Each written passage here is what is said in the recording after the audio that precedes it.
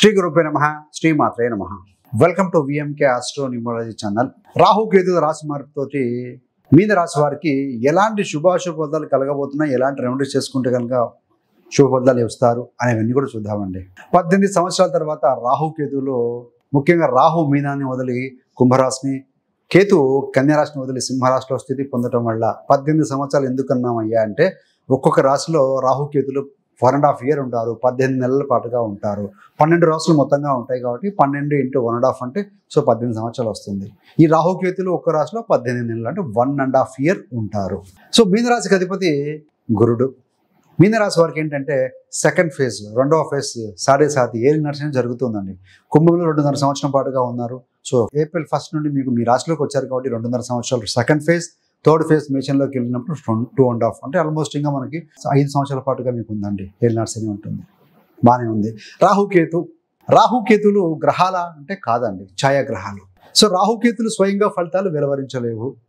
రాహుకేతులు ఏ రాశిలో ఉంటే ఆ రాశి ఫలితాన్ని, ఏ నక్షత్రం మీద ఉంటే ఆ నక్షత్ర ఫలితాన్ని, ఏ గ్రహంతో కలిసి ఉంటే ఆ గ్రహ ఫలితాన్ని, ఏ గ్రహంతో చూడబడుతూ ఉంటే ఆ గ్రహ ఫలితాన్ని, ఇలాగా 4 రకాలుగా ఫలితాలు ఇస్తూ ఉంటారండి. మరి రాహు ఈ యొక్క కుంభరాశిలో కంఫర్ట్ అండ్ హ్యాపీగా ఫీల్ అవుతారు. కేతు సింహరాశిలో అంత కంఫర్ట్గా లేకపోయినా రాహు మాత్రం అద్భుతంగా పాజిటివ్గా ఉంటాడు అక్కడ.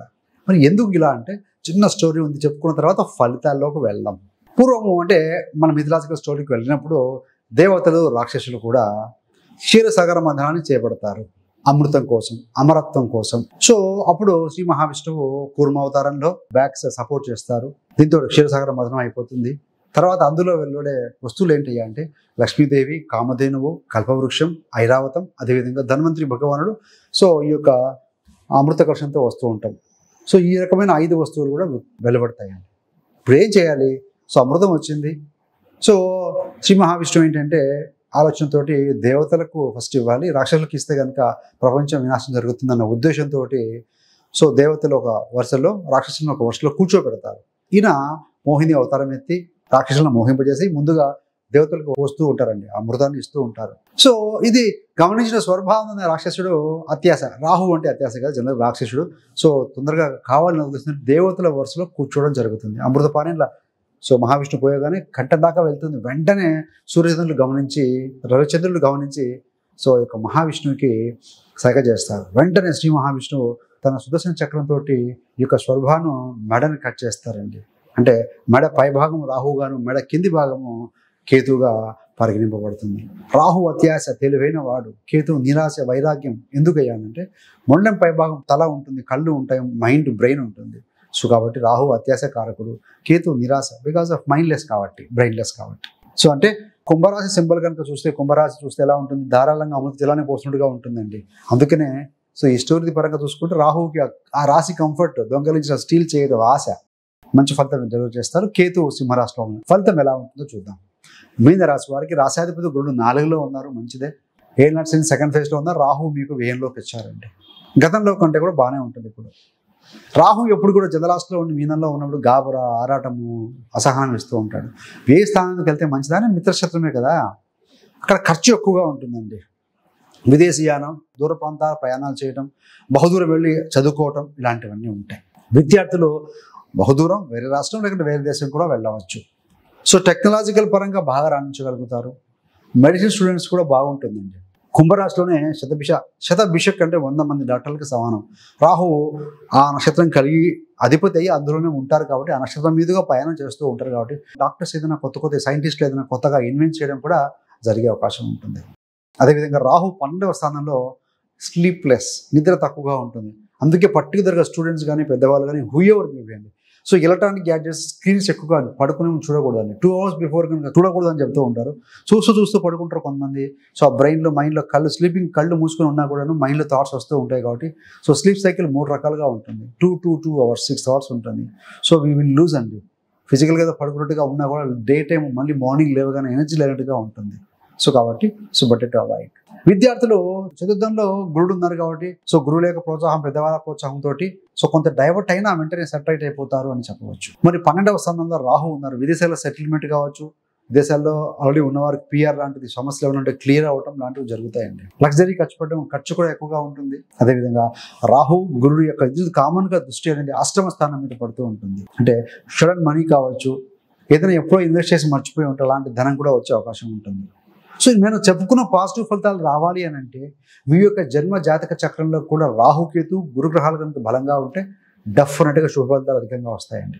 ఒకవేళ కనుక మీ యొక్క వ్యక్తిగత జాతకంలో లగ్నం నుండి లగ్నాధిపతి బాగా బలహీనంగా ఉండి రాహుకేతు దశ జరుగుతూ లేకుంటే వారి అందశ జరుగుతూ ఉన్న బలహీనంగా ఉన్న అదొక ఫలితాలు వచ్చే అవకాశం ఉంటుంది. ఇది అయినా కూడాను రాహు యాంప్లిఫై చేసేవాడు గురుడు అనే గ్రహము దృష్టితోటి మంచి ఫలితాన్ని ఇస్తారండి. నెగటివ్ ఇంపాక్ట్ స్లీపింగ్ డిజార్డరు, ఆ ఖర్చు వృధా ఇవన్నీ తగ్గించి వేస్తాడు. ఒకవేళ ఖర్చు ఉన్నా కూడాను స్పిరిచువాలిటీ కోసం, ఆధ్యాత్మిక సాధన కోసం, ఆధ్యాత్మిక ప్రయాణాల కోసం ఖర్చు పెడతారు అని చెప్పవచ్చు. అష్టమ స్థానం మీద దృష్టి పెడుతూ ఉంది. అకల్ట్ సైన్స్, సంఖ్యాశాస్త్రం, జ్యోతిషం, రేకి, వాస్తు, టారోట్ ఇలా నేర్చుకోవడానికి this is the best time. ఏదైనా లాంగ్ స్టాండింగ్ ప్రాపర్టీ ఇష్యూస్ ఉన్నాయనుకోండి, లీగల్ బ్యాటిల్స్ ఉన్నా కూడా మెల్లిమెల్లిగా లీగల్గా క్లియర్ అయ్యే అవకాశం ఉంటుంది. కొంతమందికి కేసులు ఎప్పటి నుంచో పెండింగ్ ఉంటాయండి, అవన్నీ మెల్లిమెల్లిగా సామరస్యపూర్వకంగా ముందుకు పడతాయి అని చెప్పవచ్చు. అనుకోకుండా వాహనాల కొనుగోలు, వాహనాల రిపేర్లు కూడా జరిగే అవకాశం ఉంది. ఇంట్లో కొంతమంది డిస్మాంటిల్ చేసుకోవడం కావచ్చు, లేకపోతే కనుక ఇంటీరియర్ మార్చుకోవడం కావచ్చు, రెనోవేషన్ కానీ చేసుకునే అవకాశం కూడా బలంగా ఉంటుంది. వాహనాల ప్రయాణాల విషయంలో మొబైల్స్, గ్యాడ్జెట్స్ వాడుతూ డ్రైవింగ్ చేయకండి. ఆల్వేస్ రాహు సడన్ 12th ఉన్నాడు, 4th నుండి గురుడు రాహు చూస్తూ ఉన్నారు కాబట్టి బెటర్ బి కేర్ఫుల్. వివాహం కాని యువతి యువకులకు కూడా వివాహం జరిగే అవకాశం ఉందండి.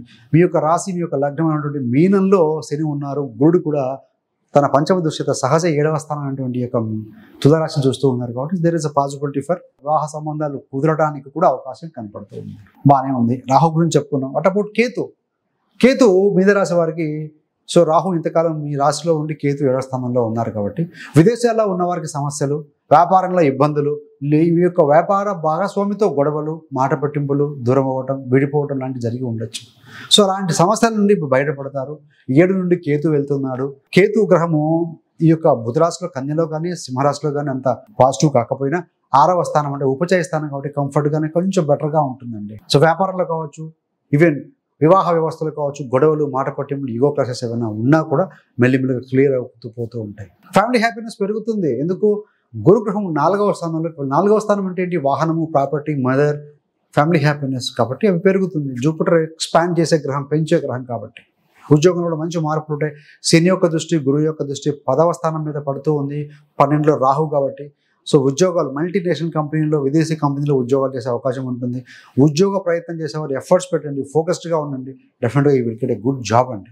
Nothing to worry. కాకపోతే శని మీ యొక్క రాశిలో ఉండి ఏలినాటి శనిలో ఉన్నారు కాబట్టి ప్రొక్రాస్టినేషన్, పోస్ట్పోన్మెంట్ వదిలేయండి. ఏ రోజుకు ఆ రోజు పనులు చేయడం, క్లియర్ చేసుకోవడమే. అవసరమైతే ముందు రోజు నైట్ పడుకునే ముందు మొబైల్లో టు డూ లిస్ట్ రాసుకోండి. దానివల్ల ఏంటంటే నెక్స్ట్ డే ఎనర్జీగా ఉంటుంది, పాజిటివ్గా ఉంటుంది, సబ్కాన్షియస్ మైండ్లో ఫ్రీగా ఉంటుందండి. Plan of action, massive action plan ఉండాలి. ఎప్పుడు కూడాను ఉంటేనే విజయం పొందుతాము. వార ఫలాలు, మాస ఫలాలు చూసుకొని ఉబలాట పడడం కాదు. You have to have your own plan, dreams and desires తగినట్టుగా ప్లాన్ ఆఫ్ యాక్షన్ ఉంటే డెఫినెట్గా యూ విల్ విన్ అండి. మరి రెమెడీస్ పరంగా చూసుకుంటే వ్యయంలో రాహు ఉన్నాడు, కేతు 6వ స్థానంలో ఉన్నాడు కాబట్టి ముఖ్యంగా ఉపయోగ స్థానంలో రాహు, కేతు మంచిదే కాబట్టి స్పోర్ట్స్లో కానీ, విద్యార్థుల కాంపిటీషన్లో కానీ బాగా రాణించగలుగుతారని చెప్పవచ్చు. రాహు గదేవత దుర్గా అమ్మవారు, కేతు గదేవత గణపతి కాబట్టి దుర్గా అమ్మవారు మరియు గణపతి ఆరాధన మంచి ఫలితం ఇస్తుంది.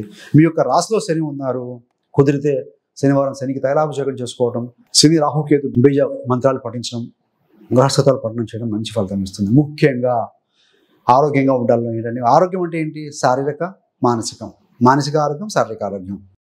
12లో రాహు ఉన్నాడు. కాబట్టి మెడిటేషన్, ప్రాణాయామం చేయటం, ఎగ్జైట్మెంట్ తగ్గించుకోవడం కోసం. శని మీ యొక్క రాశిలో ఉన్నారు, ఫిజికల్ యాక్టివిటీ, ఫిట్నెస్ కోసం నడక, ప్రాణాయామం, ధ్యానం ఇలాంటివి చేస్తూ ఉంటే డెఫినెట్గా మంచి ఫలితం వస్తుందండి. మీకు ఇంకా మీన రాశి వారి గురించి తెలుసుకోవాలనుకుంటే మీన రాశి వారి జీవిత రహస్యాన్ని ఒక వీడియో చేయడం జరిగిందండి. పుట్టుక నుండి మరణం వరకు వీరి జీవిత రహస్యాలు, అదేవిధంగా మీన రాశిలోని వీరి జన్మం ఎందుకు జరిగింది, ఎందుకు ఈ రాశిలో పుట్టారని ఒక వీడియో కూడా చేయడం జరిగింది. ఆ వీడియో యొక్క లింక్ కూడా మీకు డిస్క్రిప్షన్లో ఇవ్వడం జరుగుతుంది. ఆ వీడియో గమనించగలిగితే మీకు మరికొన్ని విషయాలు, మంచి విషయాలు అవగతమవుతాయండి. Thanks for watching. ఇలాంటి మరిన్ని మంచి వీడియోల కోసం VMK astro numerology channel subscribe చేసుకోగలరు. పక్కన ఉన్న బెల్ సింబల్ మీద క్లిక్ చేస్తే మేము చేసే ప్రతి వీడియోగా నోటిఫికేషన్ ద్వారా మీ దాకా ఉంటుంది. సర్వేజన సుఖినో భవంతు. స్వస్తి.